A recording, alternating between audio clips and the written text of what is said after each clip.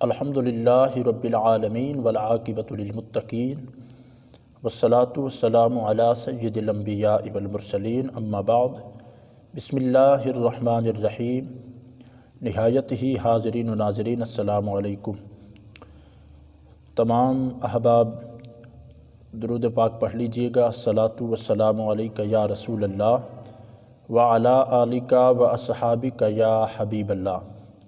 تمام تعریفیں اللہ تعالیٰ کے لیے، بے شمار درود پاک سرور کائنات فخر موجودات حضرت محمد مصطفیٰ صلی اللہ تعالیٰ علیہ وآلہ وسلم کی ذات ببرکات پر۔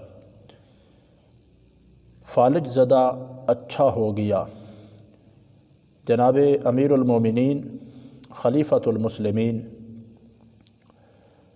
حضرت علی المرتضیٰ کرم اللہ تعالی وجہہ الکریم اپنے دونوں شہزادوں حضرت سیدنا امام حسن اور حضرت امام حسین رضی اللہ تعالی عنہما کے ساتھ حرم کعبہ میں حاضر تھے کہ دیکھا کہ ایک شخص خوب رو رو کر دعائیں مانگ رہا ہے۔ آپ کرم اللہ تعالی وجہہ الکریم نے حکم دیا اس شخص کو میرے پاس لاؤ۔ اس شخص کی ایک کروٹ فالج زدہ تھی، وہ چل نہیں سکتا تھا۔ جب امیر المومنین کا حکم پایا تو اپنے جسم کو گھسیٹتے ہوئے جناب امیر المومنین حضرت علی المرتضیٰ کرم اللہ تعالی وجہہ الکریم کی خدمت میں حاضر ہوا۔ آپ کرم اللہ تعالی وجہہ الکریم نے اس سے پوچھا یہ کیا معاملہ ہے؟ اس کا واقعہ دریافت فرمایا۔ اس نے عرض کی یا امیر المومنین، میں گناہوں کے معاملے میں بے باک تھا۔ میرے والدین نیک اور صالح تھے، میرا والد مجھے روکتا تھا گناہوں سے، میں نہ رکتا تھا، گناہوں میں بے باک تھا، جو بھی گناہ ذہن میں آتا کر گزرتا، مگر میرے والد محترم مجھے بار بار روکتے ٹوکتے، حتیٰ کہ ان کے روکنے کی وجہ سے ایک دن میں اپنے والد پر ہاتھ اٹھا بیٹھا، اپنے والد کو تھپڑ مار دیا۔ میرے والد محترم حرم کعبہ میں آ کے میرے لیے بد دعا کی۔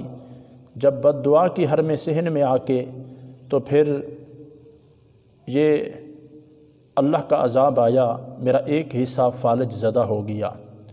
میں اسی بنا پہ چل نہیں سکتا، پھر نہیں سکتا۔ پھر مجھے احساس ہوا، میں اپنے والد کی بارگاہ میں عرض کی ابا حضور مجھے معاف کر دیجئے کہ مجھے احساس پیدا ہو گیا ہے۔ میرے ابا جان نے کہا کہ جہاں تیرے لیے بد دعا کی تھی، آؤ چلتے ہیں حرم صحن میں، حرم پاک کے صحن میں چلتے ہیں، وہاں جا کے تیرے لیے دعا کرتے ہیں، اللہ پاک اس مصیبت سے تجھے امان دے۔ تو میرا والد اونٹنی پہ سوار ہوتے ہیں، میں بھی اونٹنی پہ سوار ہوتا ہوں۔ چلتے چلتے راستے میں اونٹنی بدک جاتی ہے، اس معاملے میں میرا والد گر جاتے ہیں۔ دونوں چٹانوں کے درمیان، دونوں پہاڑیوں کے درمیان میرے والد کا وصال ہو جاتا ہے گرنے کی وجہ سے۔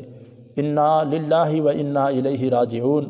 اس لیے انہوں نے تو دل سے ہی مجھے معاف کر دیا تھا، مگر وہ یہ دعا کرنا چاہتے تھے، اور حرم پاک کے صحن میں جہاں بد دعا کی تھی میرے لیے، تو اس لیے آ رہے تھے۔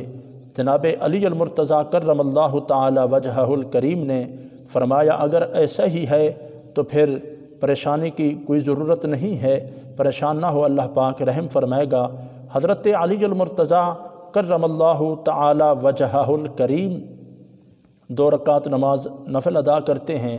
نفل پڑھنے کے بعد رب تعالیٰ کی بارگاہ میں دعا مانگتے ہیں، اللہ رب العزت کی بارگاہ میں دعا مانگتے ہیں مالک کریم اس معاملے سے ان کا والد نے اسے معاف کر دیا تھا کہ وہ یہاں تک نہ پہنچ سکا، ان کا وقت وہیں پورا ہو گیا، ان کا وصال ہو گیا راستے میں، مالک ان پر کرم فرما، فضل فرما، ان کی مصیبت دور کر کے اسے صحت کاملہ سے نواز دے۔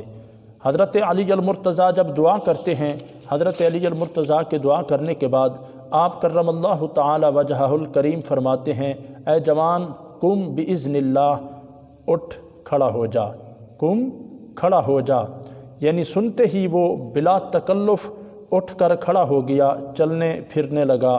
حضرت علی المرتضیٰ یہ دعا مانگتے ہیں، میں کیوں نہ کہوں، کیوں نہ مشکل کشا کہوں تم کو، کیوں نہ مشکل کشا کہوں تم کو، تم نے بگڑی میری بنائی ہے۔ جناب علی المرتضیٰ کیوں نہ مشکل کشا کہوں تم کو، تم نے بگڑی میری بنائی ہے۔ آپ کرم اللہ تعالی وجہہ الکریم کی محبت عین ایمان ہے، ہمارے ایمان کا حصہ ہے۔ آپ رضی اللہ تعالیٰ عنہ کی محبت کے بنا ہمارا ایمان مکمل نہیں، ہمارا آپ کرم اللہ تعالیٰ علیہ کی محبت کے بغیر ہمارا گزارا نہیں ہے۔